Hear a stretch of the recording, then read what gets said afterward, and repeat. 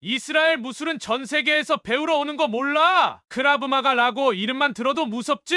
한국은 예의를 중시하면서도 강한 태권도가 있어. 자신 있으면 덤벼봐. 이스라엘의 항구 도시 하이파에 있는 이스라엘 경찰 본부 치안이 좋지 못한 이스라엘이지만 다른 나라의 외국인들이 다수 거주하는 이곳 하이파의 한인타운 근처에는 경찰 본부에서 확인할 수 있는 CCTV로 가득합니다.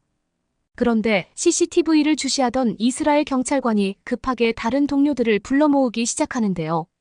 CCTV 화면 속에는 하얀색 도복을 입은 의문의 남성이 한인타운으로 들어가는 입구에서 이스라엘 조직원들과 싸움을 벌이고 있습니다. 그런데 바로 그 순간 CCTV를 지켜보던 이스라엘 경찰관은 손을 입으로 틀어막고는 말도 안 된다며 손을 떨기 시작하는데요. 과연 이스라엘의 한인타운에서는 무슨 일이 있었던 것일까요? 안녕하세요. 저는 이스라엘의 항구 도시 하이파에서 체육교사로 일하고 있는 마가렛이라고 합니다. 하이파에서 태어나고 자라온 저는 어렸을 때부터 몸을 쓰는 운동에 재능이 있다는 얘기를 많이 들어왔는데요. 하지만 저희 집안은 너무나 가난해서 학교에 다니기는커녕 저는 아침에 일어나자마자 부모님과 함께 이스라엘의 상인들이 운영하는 상인회로 가서 아르바이트를 하거나 자비를 도와 돈을 벌었을 만큼 아무런 꿈을 꿀 수 없는 가난한 환경이었습니다. 특히 제가 태어난 도시인 하이파는 항구 도시인 탓에 이스라엘의 위험한 조직원들이 밤만 되면 번화가를 들쑤시고 다니는 것이 평범한 일상이었고 이곳에서 거주하는 하이파의 주민들까지도 조직원들이 너무나 익숙한 탓에 오히려 조직원들을 보고도 겁을 먹지 않는 아주 이상한 현상이 목격되는 위험한 도시였는데요. 하이파의 한인타운 근처에서 작은 빵 가게를 운영하시던 저희 어머니께서는 그래서 그런지 저에게 어렸을 때부터 항상 위험한 상황이 발생하면 다른 나라 사람들이 많은 이곳 한인타운 근처에 숨어 있으라고 조언을 해주실 정도로 저는 한인타운과 매우 밀접한 어린 시절을 보냈습니다. 특히 하이파의 한인타운 상인회는 이스라엘의 다른 한인타운과 다르게 대부분의 거주민들이 한국인으로 구성되어 있었고 한국인들의 선량한 시민의식과 청결함 때문인지 항상 이곳 하이파 한인타운은 범죄와는 거리가 매우 안전한 장소였습니다. 하지만 바로 얼마 전 이곳 하이파 한인타운에서는 꽤 큰 사건이 발생하게 되었고 그때의 사건은 지금 저를 한국의 현대 무술인 태권도의 정식 사범 자격증 보유자로 만들어 주었는데요. 어렸을 때 돈이 없어 학교에 다니지 못한 저는 10대 후반의 나이일 때부터 어머니의 빵 가게 일을 돕거나 다른 상인들의 자의를 도우며 아르바이트를 해나갔습니다. 하지만 어머니께서는 제가 학교에 다니지 않는 것에 마음이 쓰이셨는지 자연스럽게 다른 나라의 언어를 학습할 수 있는 하이파의 한인타운으로 저를 자주 데려가셨고 저 또한 그곳에서 다양한 한국인 아저씨나 아주머니분들을 만나 친해질 수 있었습니다.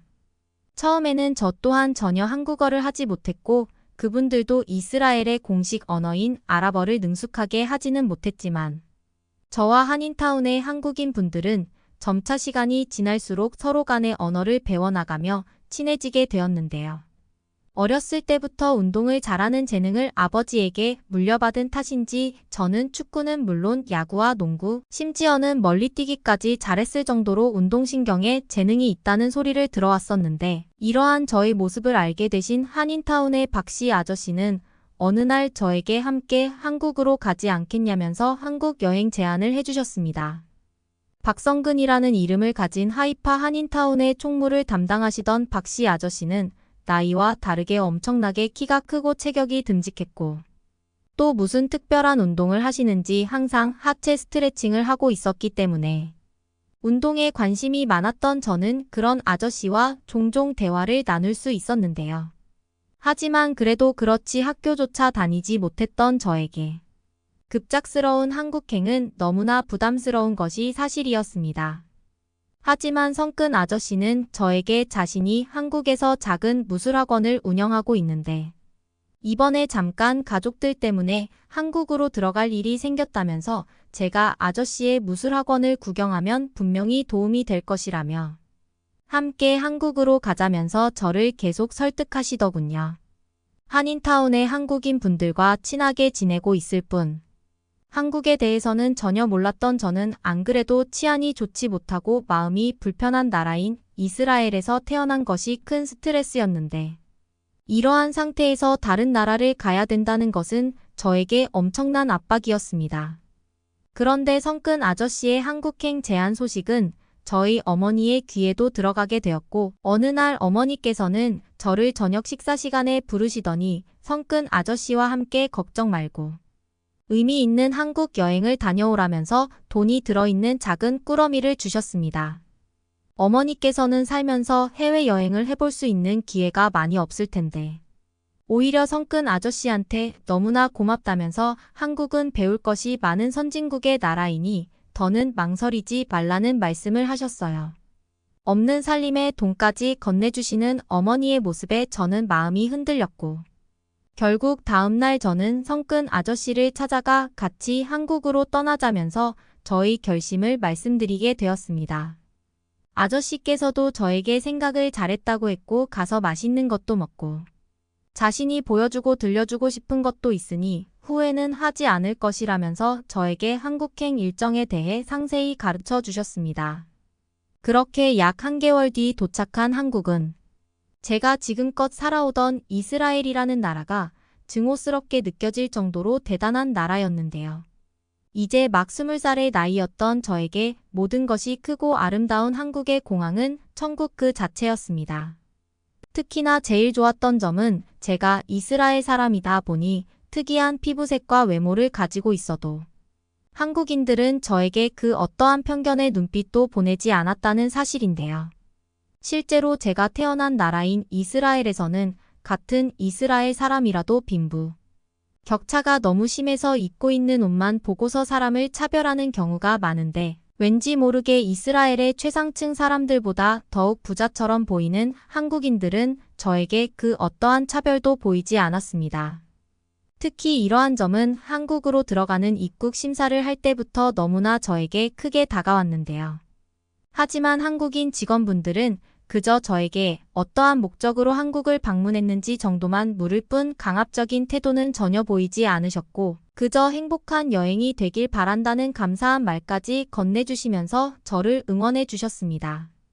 신기했던 것은 다양한 나라의 사람들이 방문해서 그런 것인지 대부분의 한국인 공항 직원분들이 이스라엘의 공용어인 아랍어를 자유롭게 구사하시면서 저에게 매우 원활한 의사소통을 보여주셨다는 사실이죠.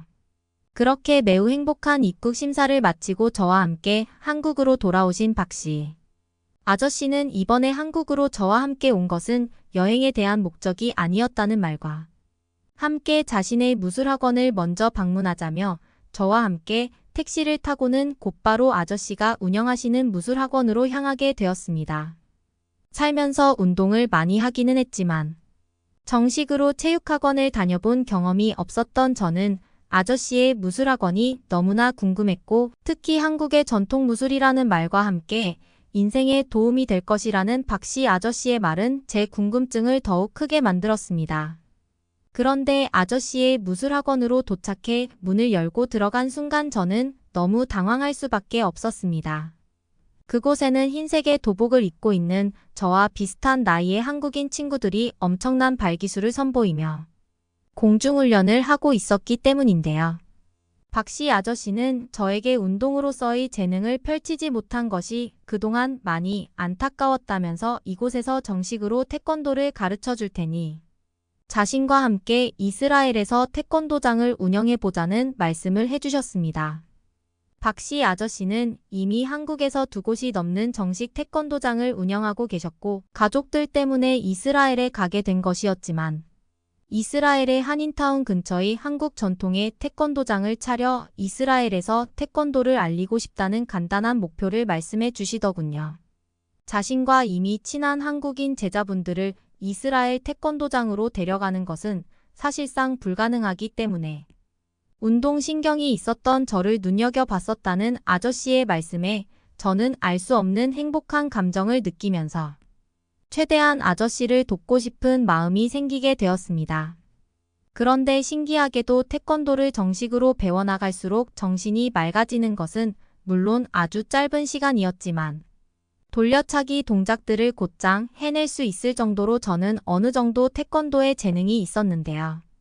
박씨 아저씨는 그러한 저의 모습을 보시더니 이곳에서 약 한 달 정도 정식으로 태권도를 배워나가자는 말씀과 함께 모든 훈련이 끝난 뒤에는 그때 자신과 함께 이스라엘로 돌아가자면서 저의 태권도에 대한 재능을 최대한 꽃피울 수 있게 도와주시겠다고 하셨습니다. 특히 그곳에 있던 아저씨의 한국인 태권도 제자분들은 저와 전혀 의사소통이 되지는 않았지만 오직 태권도라는 목적 하나로 같이 땀을 흘리며 손짓 발짓으로 의사소통이 되는 것이 너무나 신기했고 특히나 아저씨께서는 훈련하던 도중 종종 저에게 태권도의 기본적인 정신 상태에 대해서 꽤 많은 강조를 하셨는데요. 박씨 아저씨께서는 이스라엘의 위험한 치안 때문에 이스라엘 한인타운 거주민들이 스스로 몸을 보호할 수 있는 운동을 한 가지는 가지고 있어야 된다는 생각을 하셨다면서 이번 한인타운의 태권도장 오픈도 그러한 목적에서 시작된 것이라는 정말 놀라운 말씀을 해주셨습니다. 태권도를 배워나갈수록 저는 하루가 다르게 발차기의 탄력이나 회전에 능숙해지기 시작했고 한 달여의 모든 훈련이 끝났을 때에는 아저씨의 한국인 제자분들과 정식 태권도 규칙으로 시합을 해도 어느 정도 점수를 얻어내는 실력에까지 빠르게 성장하게 되었습니다. 심화 과정이 아닌 속성으로 배운 태권도의 실전과 무술 훈련이었지만 그 한 달의 시간 동안 저는 육체뿐만 아니라 정신적으로도 성숙하게 되었고 심지어는 제가 그동안 가난하다는 사실에만 너무 집중한 나머지 저의 인생을 놓치고 있었다는 인생의 경험까지 깨닫게 되었죠. 아저씨께서는 마지막으로 저에게 몇 가지 기본적인 전통 품새를 가르쳐 주시고는 이스라엘에서 태권도장을 오픈한다면 현지인들과 효과적으로 의사소통이 되는 저의 역할이 너무나 중요하다면서 급여 부분에 대해서도 제가 너무나 놀랄 만큼 높게 말씀을 해주셨기에 저는 그저 감사하다는 말을 하며 눈물을 흘릴 수밖에 없었습니다. 그렇게 약 한 달 반 정도의 훈련을 마친 뒤 아저씨와 함께 이스라엘로 돌아가게 된 저는 곧바로 이스라엘에서의 태권도장 오픈을 위해 아저씨를 도와 건물 인테리어를 진행해 나갔습니다. 이미 박씨 아저씨께서는 이스라엘 한인타운 근처에 건물 계약을 해놓으신 상태였고 인테리어 업체도 계약을 하신 상황이었으나 저는 딱히 할 것도 없었고 아저씨를 돕고 싶은 마음에 태권도장의 오픈을 아저씨와 함께 준비하게 되었습니다. 무려 6개월에 걸친 대공사였기에 시간은 꽤 걸리는 것 같았지만 조금씩 완성되는 태권도장을 볼수록 제 마음은 더욱 벅차기만 했는데요. 약 2개월쯤 지나 태권도장에 간판까지 붙여 어느 정도 모습이 갖춰졌을 때는 한인타운 거주민들 뿐만 아니라 이스라엘 주민들한테도 한국의 전통 무술인 태권도에 대한 유행이 생기게 될 정도로 이스라엘 한인타운 근처에 최초로 생긴 박씨 아저씨의 태권도장은 문을 열기도 전부터 엄청난 인기를 만들어냈습니다. 특히 돈을 벌고 싶은 마음이 아닌 오직 한국의 태권도를 알리고 싶던 목적의 박씨 아저씨는 태권도장을 공개하게 된다면 굉장히 저렴한 수강 비용만 받고 수강생들은 평생 태권도장을 쓸 수 있게 하겠다는 계획까지 가지고 계셨을 정도로 태권도에 대한 자부심은 물론 넓은 마음마저 가지고 계신 분이셨죠. 그런데 태권도장의 오픈을 한 달 정도 앞두고 있던 어느 날, 저는 새벽 시간을 이용해 내부 공사 중이던 태권도장을 방문하게 되었습니다. 박씨 아저씨께서는 태권도장의 공사가 조금씩 늦어지고 있다면서 자신과 함께 약 일주일 정도 새벽 시간에 함께 내부 인테리어를 같이 하는 것이 어떻겠냐는 제안을 해주셨고 저 또한 매우 흔쾌히 아저씨와 함께 작업하기로 약속을 했던 상황이었죠. 아저씨께서는 먼저 도장에 도착해 계신 것인지 태권도장에는 작은 불빛이 새어나오고 있었고 저는 곧바로 아저씨를 돕기 위해 태권도장의 문을 열고 들어가게 되었습니다. 하지만 아저씨는 내부 공사를 하시다가 잠시 화장실을 가신 것인지 도장에는 문만 열려 있을 뿐 아무도 보이지 않더군요. 곧바로 공사를 위한 작업복으로 갈아입고 아저씨가 하시던 작업을 이어서 하고 있었는데 갑자기 태권도장 밖에서 소란스러운 소리가 조금씩 들리기 시작했습니다. 처음에는 별것 아니라고 생각했지만 소리는 조금씩 저희 도장에 있던 한인타운 근처로 가까워지고 있었고 소리만 들어보아도 꽤 많은 사람들이 고함을 지르면서 다가오는 듯한 좋지 않은 느낌이 들었는데요.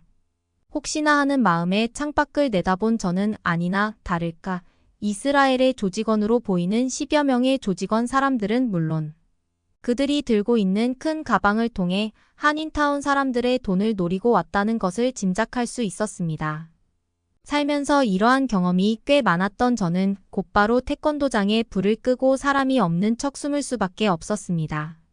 어렸을 때 부모님께서 나섰다가 이스라엘 조직원들에게 돈을 뺏겼던 경험이 있던 저로서는 아무것도 할 수가 없었고 그저 두려움에 떨며 숨죽이고 있을 수밖에 없었죠. 그런데 바로 그 순간 창밖에서 비명소리와 함께 무언가 물건이 부서지는 듯한 소리가 들려왔습니다. 너무나 당황했던 저는 곧바로 창밖을 내다보았고 그곳에는 박 씨의 아저씨가 가벼운 스텝을 밟으면서 뒤돌려차기를 통해 이스라엘 조직원들을 혼자서 밀어내고 계셨는데요.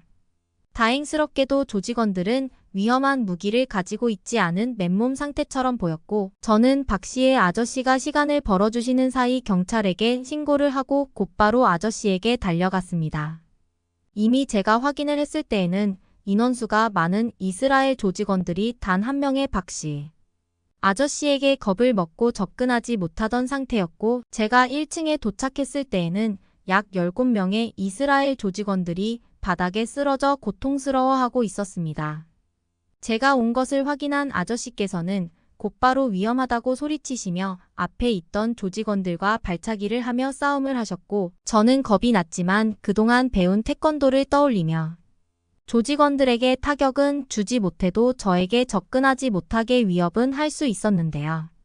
소란스러운 싸움 소리에 한인타운의 한국인 분들은 잠에서 깨셨는지 야구 방망이는 물론 골프채까지 챙기셔서 저희와 함께 이스라엘 조직원들을 밀어내셨고 얼마 지나지 않아 경찰차 소리가 들리게 되자 이스라엘 조직원들은 차를 타고 도망쳐버리더군요. 조직원들의 수가 많았지만 박 씨 아저씨는 제가 올 때까지 혼자서 이스라엘 조직원들을 발차기로 밀어내셨고 저는 바로 그때 박 씨 아저씨가 20년이 넘게 실전 태권도를 훈련하신 엄청난 분이라는 것을 알게 되었습니다.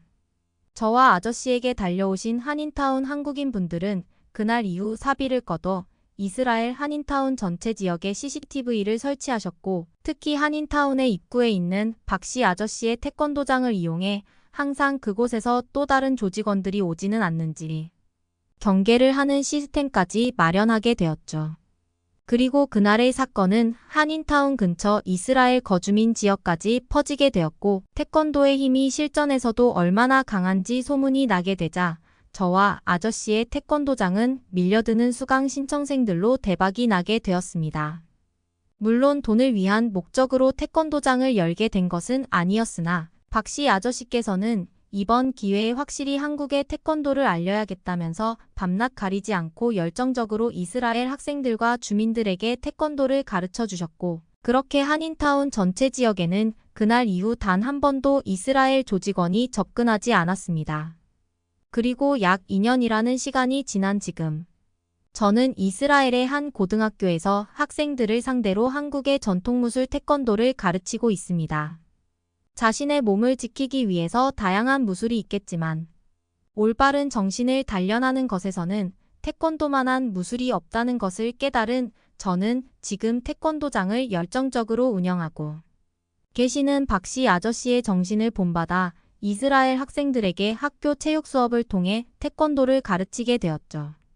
빠른 시일 내에 제가 태어난 이스라엘 마을에서도 한국식 태권도장을 오픈하고 싶은 꿈이 있는 저는 오늘도 열심히 학생들과 태권도 수업을 이어나가고 있습니다. 나중에 한국에 가게 된다면 어디 지역의 태권도장을 가보면 좋을까요? 그러면 다음 사연으로 넘어가겠습니다. 아니 이게 실제 학교 영상이라고? 말도 안 돼. 벌써 150만 뷰 찍었는데 여기 영국의 어느 방송사 회의실에서 한 초등학생의 영상을 보고 기겁하고 있습니다. 곧바로 취재를 가야 한다며 서둘러 짐을 챙겨 회의실을 나가고 있는데요. 안녕하세요. 저는 런던의 한 중학교에서 뮤지컬 동아리를 다니고 있는 테이라의 엄마입니다. 테이라는 제게 눈에 넣어도 아프지 않을 소중한 딸이에요. 처음엔 제가 아이를 낳는 건커녕 결혼도 못할 줄 알았는데 우연히 남편을 만나 운명처럼 사랑에 빠졌습니다. 그런데 행복할 줄만 알았던 저희는 긴 암흑기를 가지게 되었죠. 바로 아이 때문입니다. 결혼하고 곧바로 아이를 가지려고 노력했지만 나이가 많아서인지 잘 되지 않았습니다. 3년 넘게 임신을 시도하다가 몸과 마음이 지쳐 단념하려고 할 때 정말 기적처럼 아이가 찾아와 주었습니다. 모두들 마음을 편하게 먹는 게 제일 중요하다던데 정말 그런 것 같았어요. 그런데 테이라는 어릴 때부터 입이 너무 짧아 식사 시간만 되면 전쟁이었습니다. 한창 성장할 나이에 골고루 잘 먹어야 튼튼하게 자랄 텐데 가리는 음식이 정말 많았습니다. 가뜩이나 미숙아로 태어나 다른 아이들보다 키도 좀 작고 잔병치레도 종종 했는데 그게 전부 아이를 늦게 가진 제 탓인 것만 같았거든요. 그래서인지 늘 아이 먹는 것 하나도 신경을 많이 쓰며 키웠습니다. 하도 밥을 안 먹으니 밥 시간마다 쫓아다니며 먹이기도 해보고 눈물 쏙 빠지게 혼내며 끼니를 굶기기도 했어요. 그런데 결국 지는 건 저희 부부였죠. 집에서도 이런데 중학교를 보내고 나서 저희 고민은 날이 갈수록 커졌습니다. 영국 학교 급식은 참 말도 안 되는 수준인 거. 혹시 아시나요? 제가 어릴 때도 늘 콩이나 치즈, 브리또와 탄산음료 정도가 전부였어요. 냉동식품이 나오는 건 아주 예삿일이고 브리또 대신 베이글이나 햄버거 또는 피자가 번갈아가며 나왔어요. 영양적으로도 최악인 음식이지만 맛까지 없었습니다. 기름에 축축하게 젖어 있거나 냉동식품을 잘못 해동해 너무 딱딱하거나 차가운 날도 있었죠. 그래서 급식 대신 차라리 스낵바에서 피자 한 조각씩 사 먹었던 기억이 있어요. 그런데 충격적인 건 저 어릴 때나 지금이나 큰 차이가 없다는 거죠. 그러던 어느 날 저녁 먹으라고 아이를 몇 번이나 불렀지만 테이라가 도저히 방에서 나오지 않았습니다. 평소에 밥을 잘 안 먹긴 해도 아예 자기 방에 틀어박혀 있었던 적은 없었는데 무슨 일인가 했죠. 테이라에게 왜 밥 먹으러 안 내려오냐고 물어보고 나서 저는 아이의 대답을 듣고 놀라 소스라쳤습니다. 배가 부르다고 하더라고요. 아니, 아침은 시리얼로 대충 먹었고 분명 점심때 학교 급식은 먹지도 않고 다 버렸을 텐데 이젠 거짓말까지 하나 싶었죠.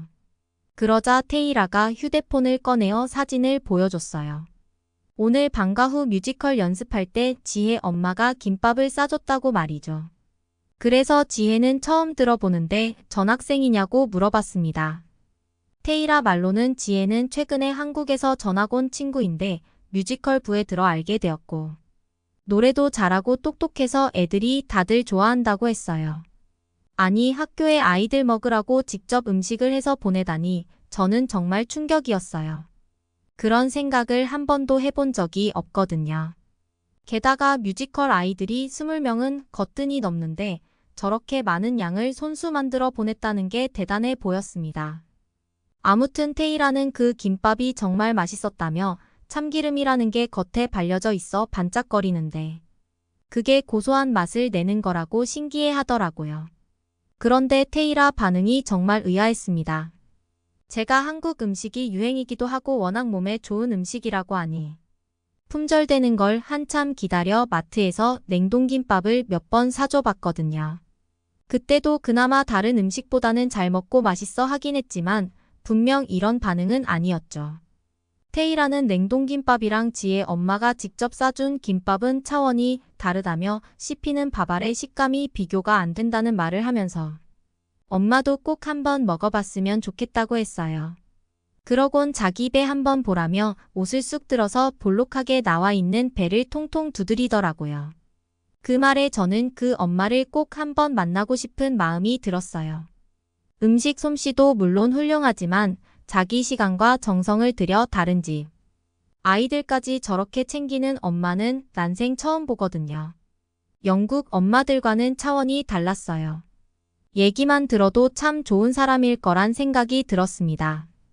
며칠 후 학교에서는 긴급 학부모회가 소집되었습니다. 이런 일은 매우 드문 일이라 학교에 무슨 일이 터졌나 싶었죠. 알고 보니 그 학부모 회의는 급식에 불만이 잔뜩 쌓인 학부모들이 교장 선생님께 대면을 요청한 자리였습니다. 일이 바빠 잘 모르고 있었는데 평소 저 역시 학교 급식에 불만이 많았던지라 꼭 가야겠다고 생각했죠. 그런데 한편으로는 혹시 지혜 엄마를 만날 수 있지 않을까라는 생각이 들면서 설레더라고요. 모임이 끝나면 고마운 마음에 꼭 따로 만나 차라도 한 잔 대접해야겠다고 생각했습니다. 학부모 회장을 비롯해 학교에 모인 엄마들은 불만이 가득했어요. 그런데 아무리 둘러봐도 지혜 엄마로 보이는 사람은 없더라고요. 아쉬운 마음이 들었지만 다음을 기약할 수밖에 없었습니다. 저는 집으로 돌아가자마자 테이라에게 교장 선생님께서 내일부터 급식을 바꿔주기로 하셨다며 좀 달라질 거라고 했죠. 다음날 테이라는 달라진 거 하나 없다며 똑같다고 얘기하는 거예요. 그래서 저는 점심시간에 급 사진 좀 보여달라고 했습니다. 그런데 한 달간 테이라가 찍어온 사진들은 충격적이어서 메인 메뉴 하나와 사이드로 피자, 타코, 샐러드, 프레첼 등 여러 가지로 구성되어 있어 옛날보다 나은 것 같다고 생각했습니다. 그런데 메인 메뉴는 일주일간 똑같은 음식이 그대로 나왔고 예전보다 잘 데워져 나오긴 하지만 음식이 너무 짜다고 했죠. 가끔 야채볶음밥 같은 음식들이 나와 좀 나았지만 전반적으로 달라진 건 없다고 느껴졌습니다. 다른 학부모들 생각도 저와 비슷했죠. 며칠 지나지 않아 학부모 커뮤니티에 누군가 익명으로 글을 올렸습니다. 지혜 어머니께 의견을 한번 물어보면 어떻겠냐는 내용이었죠. 지혜와 함께 방과 후 뮤지컬부를 보내고 있는 엄마인데 예전에 지혜 엄마가 챙겨준 김밥과 양념치킨을 아이가 정말 좋아해서 한식을 해줘야겠다며 유튜브로 찾아봤다고 했죠. 그러다 우연히 한국 급식에 대해 알게 됐고 정말 충격적이었다고요. 그래서 지혜 어머니만 괜찮으시다면 한번 한국 급식 시스템을 학교에 소개해주고 김밥과 양념치킨 같은 한식 메뉴들을 추가하면 좋겠다고 말이죠. 사실 지혜 어머니는 아이가 한식을 워낙 좋아해 꾸준히 한식으로 도시락을 싸주고 있었대요. 그러시며 한국 급식 시스템을 소개해 주시는데 저는 정말 놀라 나자빠질 뻔했습니다. 도대체 영국보다 한참 뒤떨어지는 한국에서 어떻게 저런 시스템이 가능한 건지 믿기질 않더라고요. 지혜 엄마의 한국 급식 이야기에 모두들 숨을 죽이고 집중해서 들었습니다. 한국은 학교에서 휴대폰 어플을 사용해 누구든 매일 나오는 급식 사진을 받아볼 수 있어요. 그리고 한 달 전 미리 식단표가 나가는데 거기에 학생들의 알러지까지 전부 다 표시되어 있습니다. 또한 매일 새벽 학부모 2명이 영양사와 함께 급식 모니터링을 실시해서 급식실로 들어오는 식자재들의 상태라든지 조리실의 위생 상태, 그리고 그날 나가게 되는 급식에 대한 설명을 들을 수 있어요. 당연히 급식 모니터링을 할 때는 위생복과 마스크를 꼼꼼히 갖추고 실시하고 있으며 학교의 모든 음식은 급식실에서 조리사들이 직접 만드는 편인데 냉동식품이나 완제품은 거의 나오지 않았던 것 같아요. 학교 규모가 크든 작든 학교 급식실 안에서 모든 음식이 만들어지고 예전 지혜가 다녔던 학교는 전교생이 1000명 정도 되는데 인원이 많은 곳에서는 영양사 선생님이 단가를 조절해 반찬 개수가 더 많이 나오기도 했어요. 또한 학교에서 제공되는 모든 식자재들은 유기농 제품으로 국가에서 직접 경쟁업체들끼리 입찰을 붙여 진행하죠. 그리고 모든 조리사와 영양사들은 매년 안전과 위생 교육을 의무적으로 받도록 되어 있어요. 라는 지혜 엄마의 말이 끝나자마자 모두들 입을 벌린 채 할 말을 잃었습니다. 그런데 이어지는 말에 더더욱 경악할 수밖에 없었죠. 그 모든 게 무상급식이라고 하더라고요. 한국은 도대체 어느 정도 수준이길래 저 정도 시스템을 무료로 제공할 수 있는지 상상이 안 갔습니다. 교장 선생님과 함께 온 영양사 선생님도 어안이 벙벙한 표정을 하시며 할 말을 잃으신 듯 했어요. 그리고 지혜 엄마는 말을 계속 이어갔습니다. 학교에서 매번 영양가 없는 비슷비슷한 음식들이 많이 나와 아이들이 흥미가 없는 것 같던데 혹시 새로 조리팀을 꾸리면 어떻겠냐고 했어요. 한국 시스템을 모두 따라하기에는 절대 역부족이라 어려울 것 같고 한국 이모님 한 명이 손 잘 맞는 팀을 꾸리면 어느 정도 급식 퀄리티는 올릴 수 있을 것 같다고 말이죠. 모든 학부모들은 지혜 엄마의 말에 적극 찬성하며 저렇게 운영해 달라고 교장 선생님을 압박했어요. 교장 선생님은 안 그래도 계약 기간이 종료 시점이라 고민하고 있었는데 좋다고 하시며 적극 추진해 보시겠다고 하셨어요. 교장 선생님께서는 지혜 엄마의 도움을 받아 수소문 끝에 한국에서 살다 오신 조리사분을 찾을 수 있었고 2주 정도는 현 체제를 유지한 다음 새로운 팀으로 바꿔 운영한다고 했어요. 모두들 처음엔 무슨 2주 정도나 걸리냐며 불만이 가득했지만 한국 조리사분께서 절대 대충대충 하기 싫다며 못해도 2주는 줘야 조리도구도 바꾸고 사람들도 가르치고 한다며 딱 잘라 말하셨다고 하더라고요. 그 말에 저는 신뢰감이 확 쌓이면서 더욱 앞으로 바뀔 급식이 기대되었습니다. 그러던 어느 날 학교에서 종이 한 장이 날아왔어요. 무슨 종이인가 싶었는데 저는 깜짝 놀랐습니다. 한 달간의 식단표가 나와 있는 거 아니겠어요? 식단표에는 한식 메뉴가 골고루 들어 있었는데 불고기와 제육볶음, 닭갈비 같은 단백질뿐만 아니라 각종 채소와 과일 메뉴도 들어 있었습니다. 테이라는 이미 식단표에 먹고 싶은 걸 형광펜으로 칠해놓고 냉장고 앞에 턱 붙여두더라고요.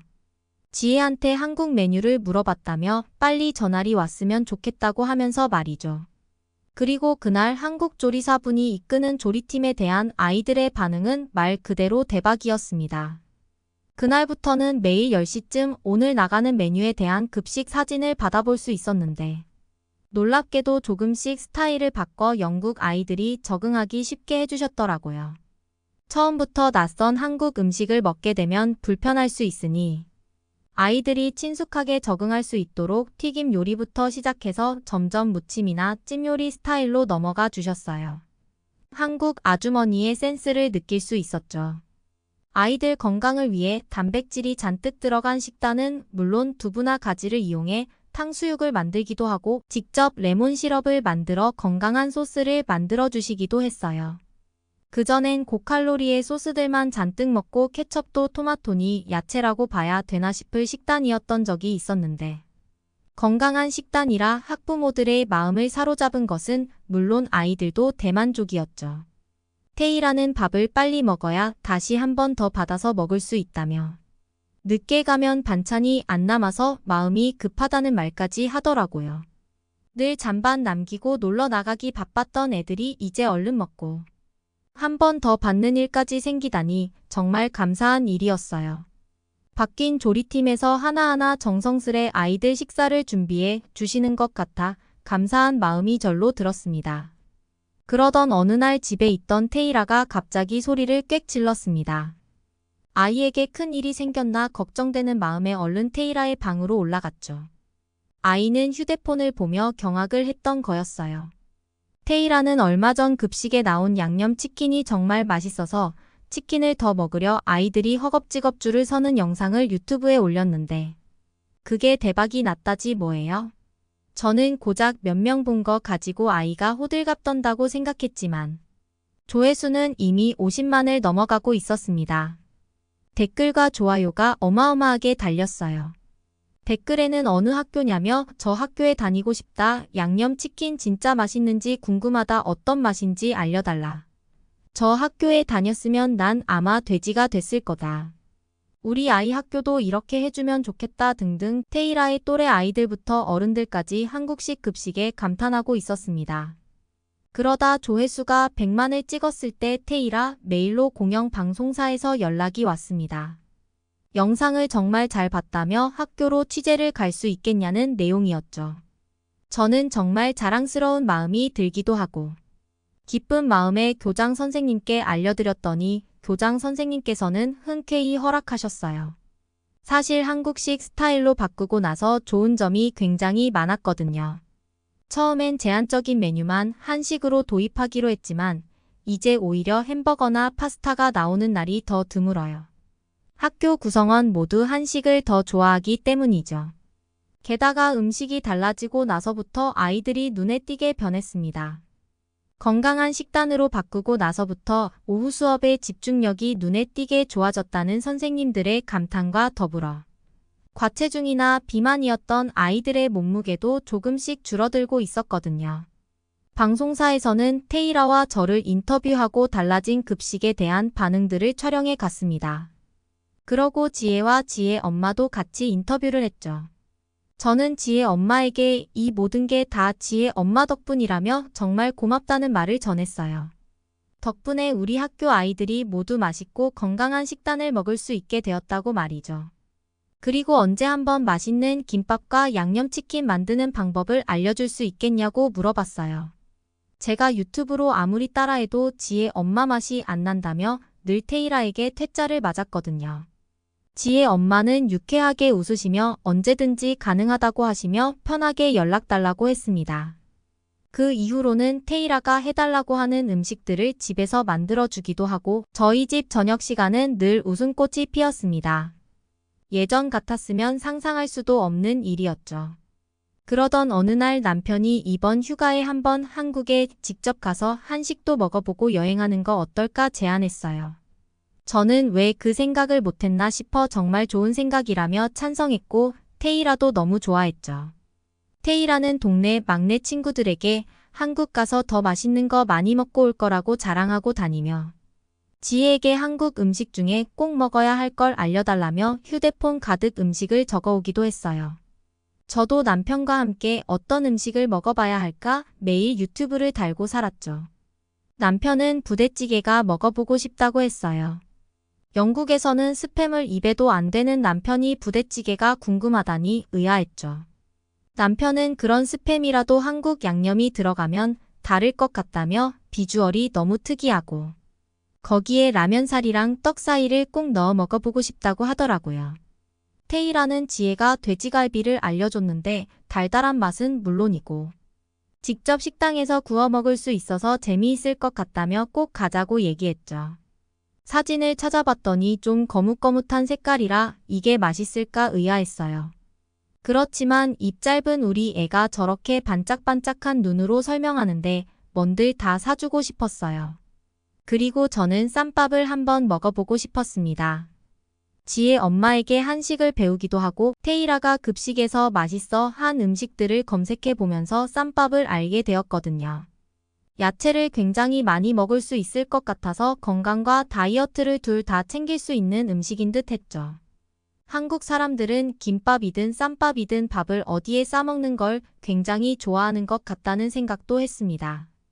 잔뜩 기대에 부풀어 떠난 한국 여행은 어땠을 것 같나요? 그야말로 환상적이었습니다. 놀라움의 연속이었죠. 남편과 부대찌개를 먹을 땐 언제 알아봤는지 음식을 기다리며 이 음식에 대한 설명을 막 해주더라고요. 부대찌개는 한국 전쟁이 끝나고 단백질을 많이 섭취하기 위해 미군 부대 식당에서 소시지와 스팸을 넣어 만든 음식이라고 했어요. 그나저나 한국 전쟁을 치른 지 불과 100년도 안 된 나라가 이렇게나 많이 발전했다니 놀라웠죠. 아무튼 남편이 기대했던 부대찌개는 생각보다 매웠습니다. 그러나 다양한 재료들이 어우러져 오묘하게 계속 당기는 맛이었죠. 게다가 영국에서 먹던 스팸과 부대찌개 속의 스팸은 차원이 달랐어요. 어떤 양념을 쓰냐에 따라 이렇게 맛이 달라지다니 놀라웠지. 테이라는 부대찌개 안에 라면에 푹 빠졌어요. 매워서 계속 콜라를 들이키면서도 너무 맛있다며 멈추질 못하더라고요. 학교에서 배웠는지 젓가락질도 꽤 능숙하게 잘했습니다. 저는 부대찌개 안에 떡사리가 정말 마음에 들어서 이건 밖에서 따로 사 먹어야겠다는 생각이 들었습니다. 검색해보니 그 종류가 매우 다양하더라고요. 근처 떡집을 가면서 저는 이거랑 일본의 모찌랑 똑같은 건가 생각했죠. 그러나 그새 남편이 모찌와 떡을 검색해서 알려주는데 떡은 곡식의 가루 분말들을 섞어 반죽을 만들어 찌고 빚은 음식이고 모찌는 찹쌀로 만들어 빚기만 하면 되는 음식이라고 했지. 모찌가 훨씬 쉽고 떡은 손이 많이 가는 음식이라고 했어요. 저희가 한창 모찌와 떡 얘기를 하는 사이 테이라가 사라졌어요. 주위를 둘러봤더니 벌써 떡집으로 가 떡을 고르고 있더라고요. 부대찌개 사이에 떡만 봤는데 형형색색의 다양한 떡들이 정말 많았습니다. 모두 먹음직스러워 보여 한참을 골랐죠. 주인 아주머니께서 어떻게 알고 떡집에 왔냐며 저희에게 입맛에 맞을 만한 떡들을 추천해 주셨습니다. 그리고 서비스라며 음료수를 하나 주시더라고요. 저희는 음료수를 한 입 먹고 두 눈이 번쩍 떠졌어요. 아주머니께선 식혜라고 하셨는데 달달하고 시원하니 정말 맛있더라고요. 한국 사람들은 어쩜 쌀 하나로 떡도 만들고 음료수도 만들고 아이디어가 기발하다고 생각했습니다. 그러니 아주머니께서 술도 만들 수 있다며 덧붙이셨어요. 막걸리라는 걸 꼭 한번 먹어보라고 하셨죠. 저는 정 많은 아주머니 덕에 식혜도 먹고 막걸리에 대한 정보도 얻고 기분 좋게 떡집을 나섰습니다. 그리고 그날 저녁은 갈비를 먹으러 갔죠. 식당에서 점원이 저희를 안내하는데 살짝 이상한 느낌이 들더라고요. 식탁이 파손된 건지 구멍이 뻥 뚫려 있는데도 앉으라고 하는 거예요. 뭔가 잘못된 것 같아서 말하려는데 엄청 뜨거운 화로를 들고 들어와 구멍에 쏙 집어넣었어요. 테이라가 고기를 직접 구워 먹는다고 하더니 이렇게 눈앞에서 바로 구워 먹을 줄은 상상도 못했어요. 테이라는 재밌겠다며 박수를 쳤죠. 보통 영국에선 화로와 테이블을 오가며 구운 고기를 옮기고 왔다 갔다 하는데 여기선 따뜻한 고기를 바로 먹을 수 있다는 게 정말 큰 장점 같았어요. 이런 기발한 아이디어는 어디서 나오는 건지 놀라웠습니다. 영국에 이 구멍 뚫린 테이블을 하나 사서 마당에 두고 싶었죠. 직원분들께서는 고기를 들고 와 직접 불판에 올려 구워주셨어요. 게다가 고기를 나이프가 아니라 가위로 잘라주더라고요. 고기를 가위로 자른다는 생각은 못 해봤는데 정말 획기적이었어요. 친절한 직원들이 맛있게 구워주신 덕에 불편함 없이 고기를 먹을 수 있었습니다. 한국 갈비의 맛은 그야말로 기가 막히더라고요. 색이 거뭇해서 이상하다는 건 완전 저의 편견이었어요. 이제 보니 오히려 먹음직스럽고 달달해 보였습니다.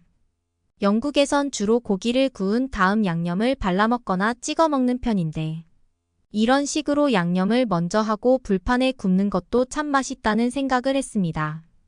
그리고 한국 올 때 이미 충분한 검색을 통해 알고 있었지만 보고도 또 직접 겪으니 믿기지 않는 게 하나 있었죠. 바로 한국 사이드 반찬이었어요. 여러 반찬들을 제공한다는 걸 알고 있었지만 이렇게 훌륭한 퀄리티의 음식들이 나올 줄은 몰랐어요. 잡채와 김치에 감자 샐러드까지 하나하나 다 맛있어서 감탄했습니다. 갑자기 남편이 자기가 먹고 싶어 한 쌈밥이 여기에 있다며 상추를 들고 흔들었어요.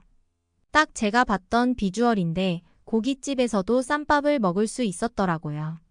직원은 셀프바에 가시면 더 많은 야채가 있다고 마음껏 가져가라고 하셨습니다. 과연 한국 인심은 끝이 없다는 생각이 들었죠. 상추에 밥을 올리고 양념된 고기를 올린 후 쌈장을 찍어 먹으니 한 입 가득 행복함을 느낄 수 있었습니다. 그렇게 저희는 여행하는 동안 맛있는 음식들을 먹으며 즐거운 여행을 하고 돌아왔죠. 한국의 음식이 정말 놀랍다는 걸 또 한 번 느꼈습니다. 그리고 더 열심히 한식을 연구 중이죠. 다음에 김장 시즌이 되면 지혜 엄마를 따라 진짜 김장도 한번 해보려고 생각하고 있어요. 한국 사람들의 음식에는 단순히 배를 채우는 게 다가 아니라 함께 나누는 정과 따뜻함이 배어 있었습니다. 다음에 한국에 가면 더 다양한 음식을 먹어보고 오려고 해요. 한국에서 어디로 가면 맛있는 음식을 먹을 수 있을지 추천 부탁드려요. 그러면 다음 사연으로 넘어가겠습니다. 여기는 덴마크의 한 대학교 한 여성이 학과 방을 열심히 청소하고 있습니다. 이내 이 여성은 어떤 물체를 발견하더니 충격을 받고 마는데요. 대체 이 여성이 발견한 물체의 정체가 뭐였는지 한번 알아보러 가실까요? 안녕하세요. 제 이름은 모르테예요. 저는 덴마크의 한 대학교에서 한국학을 전공하는 신입생이랍니다. 한국에 대해 관심이 많았던 저는 대학에 입학하자마자 한국어학과를 선택했죠. 처음 배울 때만 해도 낯설고 어려웠던 한국어도 이제는 제법 익숙해졌어요. 매일 한국어 수업을 들으면서 실력도 점점 늘어가고 있는 게 저조차도 느껴질 정도더라고요. 곧 저희 학교에서 1년에 딱 한 번 열리는 축제가 다가온대요. 보통 1학기가 끝나갈 무렵에 열린다고 하는데 선배들이 정말 크고 멋진 축제라고 하는 거 있죠. 축제라고 하면 먼저 떠오르는 게 역시 맛있는 음식들이지 않나요? 저는 한국어학과 학생들과 함께 한국 음식 부스를 운영하기로 했답니다. 한국의 음식 문화를 많은 학생들에게 알릴 수 있는 정말 좋은 기회라고 생각하니 기분이 좋아지더라고요. 축제를 앞두고 가슴이 두근거리는 건 저뿐만이 아닌 것 같았어요. 캠퍼스 곳곳에서 축제를 준비하는 달인과 학생들의 목소리가 들려오는데 밝고 들뜬 목소리가 들려오더라고요. 그걸 들으니 괜히 저도 같이 미소가 지어졌답니다. 저도 설레는 마음을 안고 축제 준비에 돌입했어요. 저희 학교 축제에서는 각 학과마다 특색 있는 부스를 운영하면서 다양한 체험 활동을 진행한다고 하더라고요. 게다가 음식 코스를 통해 각국의 맛있는 음식도 맛볼 수 있으니 괜히 기대가 많이 되었죠. 그런데 이게 다가 아니에요. 축제 기간 동안 가장 높은 매출을 기록한 학과에게는 상금까지 주어진다는 게 아니겠어요. 3위까지 상금이 주어진다고 하니 학과 학생들 모두가 열심히 준비하더라고요. 저희 한국어학과도 예외는 아니었어요. 학과 선배들을 중심으로 회의가 이어졌고 우리만의 독특한 메뉴를 선보이기로 의견을 모았죠. 고민 끝에 우리가 선택한 건 바로 김치였어요. 한국 하면 떠오르는 대표 음식이잖아요. 그래서 김치를 활용한 다양한 메뉴를 준비하기로 했죠. 메뉴 선정에 있어서 가장 큰 역할을 한 건 바로 수키 선배였어요. 한국에서 온 수키 선배는 김치로 만들 수 있는 음식들의 레시피들을 거의 줄줄 꿰고 있었거든요. 선배의 추천으로 김치볶음밥과 김치찌개 그리고 불고기, 떡볶이, 계란말이, 빈대떡 등 5가지 메뉴가 최종으로 결정되었어요. 여기에 덤으로 미니 부대찌개를 서비스로 곁들이면 소주도 함께 판매할 수 있을 거라는 의견도 나왔죠. 수키 선배의 의견을 듣고 다른 선배들도 엄청 좋아하는 눈치였어요.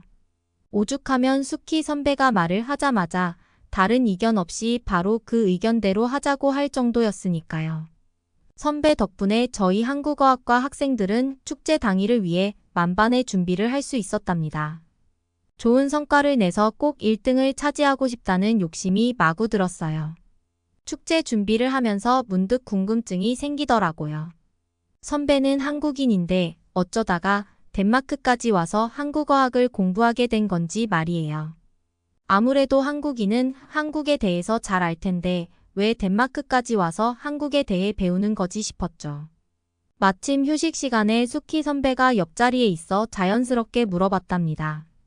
수키 선배는 이전에 여행으로 덴마크를 잠깐 온 적이 있었는데 주위를 둘러볼 때마다 자연만 있는 풍경을 보고 반해버렸다고 하더라고요. 그래서 덴마크에서 와서 살아야지 다짐했는데 여기서 선배가 스스로 할 수 있는 것이 무엇인지 곰곰이 생각해 봤다고 하더라고요. 아무래도 요즘 한류가 전 세계적으로 퍼져나가고 있으니 한국의 문화와 역사를 더 깊게 배워서 덴마크 사람들한테 전파하고 싶었다고 말했어요. 그러려면 체계적으로 한국학을 공부하는 것이 가장 좋은 방법이라 생각했고 그래서 한국학으로 들어왔다고 하더라고요. 저는 선배의 얘기를 듣고 저렇게까지 자기의 나라에 자부심이 있을 수 있구나 생각하면서 괜히 부러움을 느꼈어요. 저는 덴마크를 살면서 다른 나라 사람들한테 가르쳐주고 싶을 정도로 좋다고 생각해 본 적은 없었거든요. 축제를 하루 앞두고 저희는 한인마트로 향했어요. 재료를 사러 가는 길이었죠. 모든 요리의 핵심 재료인 김치도 사야 했고 그 외에 생각보다 많은 재료들이 들어가더라고요. 한꺼번에 많은 재료들을 구매하려니 한 사람이 모두 들고 오기에는 힘들 것 같아서 결국 저희 중 수키 선배를 포함해 총 4명이 마트에 장을 보러 가기로 했어요. 대신 나머지 사람들은 음식 만들 준비를 하기로 했죠. 한인마트에 도착하자마자 저는 눈이 휘둥그레졌답니다. 생각보다 훨씬 큰 규모의 마트였거든요.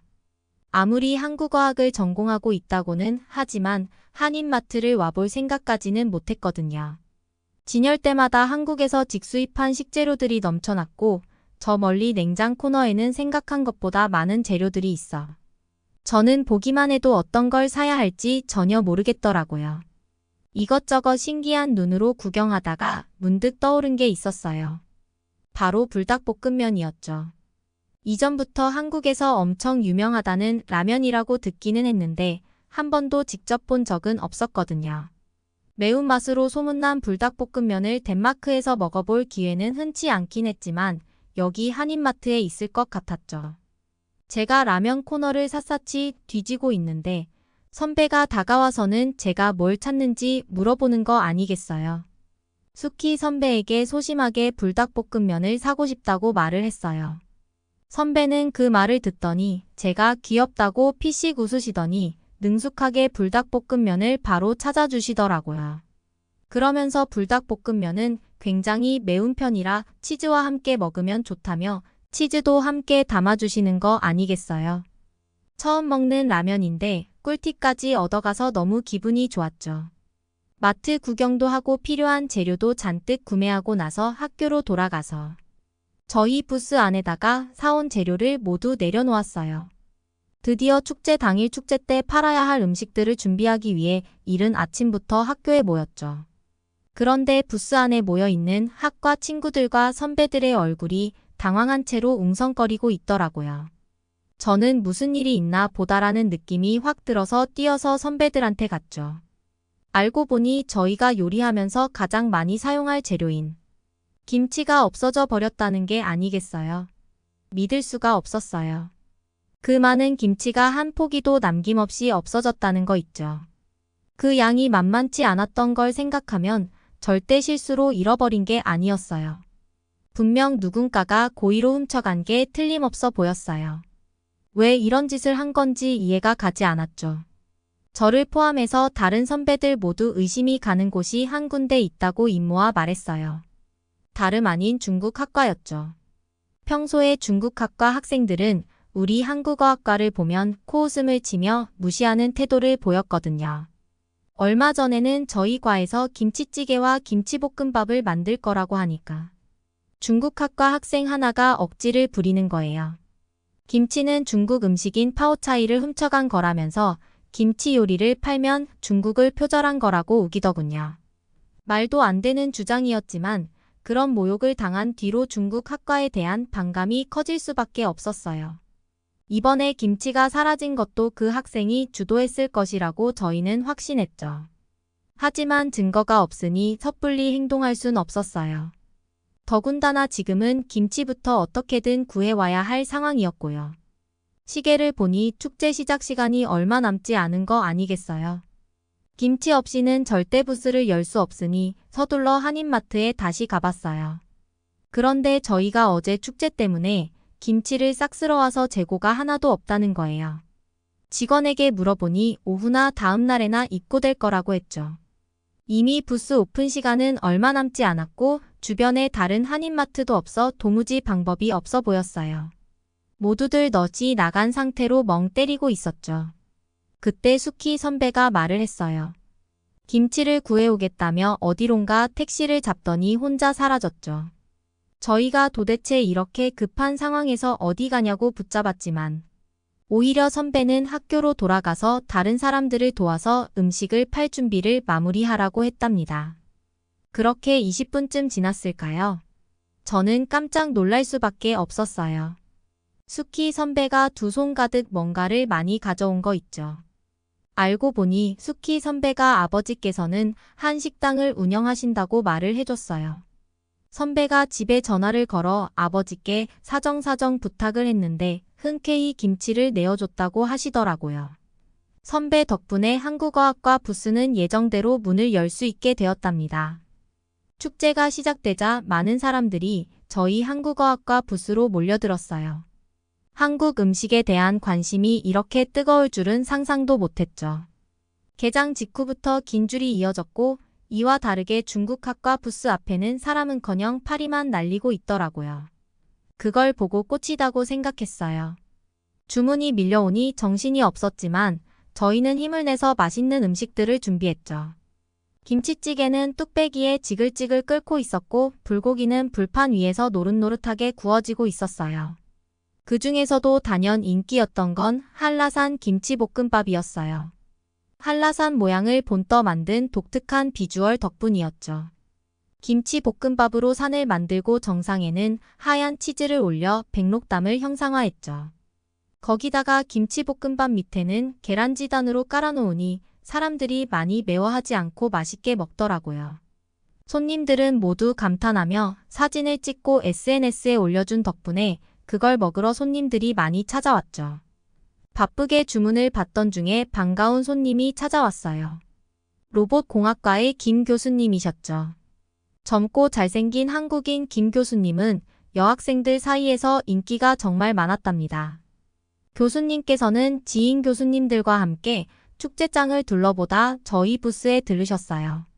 그리고는 오랜만에 한국 음식을 먹고 싶어서 왔다고 말씀하시더라고요. 게다가 한국 부스에서 일하는 저희를 위해 학과 사람 수에 맞춰서 커피도 사주셨죠. 정말 제가 이래서 김 교수님을 너무 좋아한다니까요. 이런 센스 덕분에 여학생들한테 더 인기가 많은 거구나 싶었어요. 교수님께서는 저희가 만든 김치찌개를 한 입 맛보시더니 깜짝 놀라시더라고요. 얼큰하고 칼칼한 국물에 신김치 맛이 제대로 느껴지고 이렇게 맛있는 김치찌개는 처음이라고 극찬해 주셨어요. 교수님께서는 한국 음식 당길 때마다 한식당에 가시는데 그때마다 먹은 김치찌개는 김치가 덜 익어서 아쉬울 때가 많다고 하시더라고요. 근데 우리가 만든 김치찌개는 김치 맛이 진하게 우러나와 감동적이라며 엄지손가락을 치켜 세워주시는 거 아니겠어요. 저희는 수키 선배를 가리키면서 수키 선배 김치 덕분이라고 말을 했는데 수키 선배는 장난스레 역시 한국인 손맛은 따라올 수가 없나 봐요. 하면서 웃으면서 넘겼죠. 첫째 날이 성공적으로 끝나갈 무렵 수키 선배가 좋은 소식을 알려줬어요. 미니 부대찌개 덕분에 소주가 불티나게 팔린다는 거 있죠. 짭짤한 국물 한 주에 소주가 빠질 수 없어서 테이블마다는 꼭 하나씩 시킨다고 하더라고요. 그래서 소주 재고마저 동날 지경이라고 했답니다. 부대찌개와 소주 조합 덕분에 매출은 훨씬 수월하게 목표치를 넘어섰어요. 처음 준비해본 축제지만 이렇게 성과가 있으니 뿌듯함 밖에 안 느껴지더라고요. 둘째 날에도 한국 부스의 인기는 식을 줄 몰랐답니다. 오히려 SNS에서의 입소문 덕분에 첫째 날보다 더 많은 사람들이 몰렸죠. 이른 아침부터 한인마트에 가서 잽싸게 구해온 신선한 김치로 어제에 이어서 김치찌개와 김치볶음밥을 만들 수 있었어요. 역시나 오늘도 중국학과 부스는 썰렁하기 그지없더라고요. 하염없이 기다리는 그들의 모습에서 안타까움마저 느껴질 지경이었어요. 그렇게 중국학과 부스를 바라보고 있는데 그중 한 명이 중국학과 다른 학생들을 데리고 우리 부스로 성큼성큼 걸어오는 게 아니겠어요. 예상대로 그 학생은 터무니없는 주장을 늘어놓기 시작했어요. 김치가 중국에서 유래했으니 한국이 중국 음식을 표절한 거라는 억지였죠. 고래고래 소리를 지르더니 급기야는 우리 부스 앞 테이블을 발로 툭툭 치기까지 하더라고요. 저희 과 사람들은 모두가 당황해서 어쩔 줄 몰라 하고 있었죠. 그런데 그때 수키 선배가 조용히 스마트폰을 꺼내 그 광경을 동영상으로 담고 있었어요. 그리고 선배는 중국 학생을 똑바로 응시하며 단호하게 말했죠. 이런 행동을 한 번만 더 한다면 선배가 직접 담당 교수님께 이 영상을 보여드리고 건의하겠다는 말이었어요. 이어서 선배는 비꼬는 듯한 말투로 이렇게 여기 와서 시비를 걸 정도로 중국학과 부스엔 사람 한 명 없이 한가한 모양이네라는 말과 함께 비웃었죠. 그 말에 중국 학생은 얼굴이 시뻘개지더니 씩씩거리며 자리를 뜨더라고요. 함께 왔던 중국학과 학생들도 얼른 그 학생을 따라 사라졌어요. 저희는 모두 선배한테 가서 너무 통쾌했다고 고맙다고 인사를 했답니다. 선배는 괜히 머쓱해하면서 다시 제자리로 가서 음식을 준비했죠. 항상 겸손한 선배를 보면서 배워야겠다고 생각했다니까요. 드디어 축제의 마지막인 시상식이 열렸어요. 가장 높은 매출을 기록한 부스에게 주어지는 상금은 누가 탈지 긴장감 속에 발표가 이어졌죠. 1등은 바로 한국어학과였고 한국어학과의 이름이 호명되는 순간 저희는 너무 신나 함성이 터져 나왔어요. 서로를 부둥켜 안으며 기쁨을 만끽했죠. 나중에 알고 보니 우리 매출과 이등과는 2배 이상 차이가 났다고 해요. 그만큼 한국 음식이 사랑받았다는 증거였죠. 그렇게 여름방학이 지난 후 개강 첫날 저는 동아시아 인문이라는 교양 강의를 신청했어요. 이 강의를 들으면 학점이 잘 나온다는 소문이 있어 신청했거든요. 거기다가 저는 한국학을 전공하고 있으니 딱 알맞은 과목이라는 생각이 들었죠. 그렇게 처음 강의실로 들어서는데 선배가 있는 게 아니겠어요. 저는 선배와 함께라면 이번 강의는 무사히 잘 마칠 수 있을 거란 확신이 들었답니다. 강의실이 조용해지고 드디어 교수님께서 강의실로 들어오셨어요. 교수님은 이번 학기에는 동아시아 국가들의 문화를 두루 살펴볼 것이라고 말씀하셨어요. 중국, 일본 그리고 한국까지 말이에요. 그 중에서도 최근 전 세계적으로 주목받고 있는 나라인 한국을 먼저 얘기해 보겠다고 하셨죠. K-팝과 K-드라마 등 한국 대중문화가 어떻게 세계인의 마음을 사로잡았는지 열정적으로 설명해 주셨어요. 최근 넷플릭스에 올라온 한국 드라마인 기생수를 예로 들면서 한국의 콘텐츠들은 독창적인 스타일과 높은 완성도로 다른 나라들과 차별화된 매력을 선사한다고 평가하셨어요. 그런 이유로 최근 몇 년간 한국 문화의 세계화가 가속화되고 있다는 거였죠. 교수님은 이어서 이번 축제에서 한국 음식을 판 한국어학과 학생들이 있냐고 물어보시더라고요. 저랑 수키 선배는 손을 들었어요. 교수님께서는 그때 김 교수님과 함께 한국어학과 부스에서 한국 음식을 먹으러 간 적이 있었는데 그때 맛본 김치볶음밥과 떡볶이가 정말 맛있었다며 다시 한번 칭찬을 아끼지 않으셨죠. 한국은 어떻게 음식도 맛있냐면서. 한식의 매력도 최근 세계인들을 사로잡고 있다는 말씀도 덧붙여 주시더라고요. 그걸 들으면서 저는 한국어학과에 오길 잘했다고 다시 한번 뿌듯함을 느끼고 있었답니다. 그런데 그 즐거운 분위기도 잠시 강의실 맨 뒤쪽에서 의문을 제기하는 목소리가 들려왔어요. 고개를 돌려보니 저번 축제 때 봤던 중국 학생이 손을 번쩍 들고 있었죠. 그때 팔았던 김치볶음밥이나 김치찌개에 들어가는 김치는 중국의 파오차이를 베낀 것이니 한국의 음식이라 할 수 없다는 주장이었어요. 저는 그 중국 학생을 빤히 쳐다봤어요.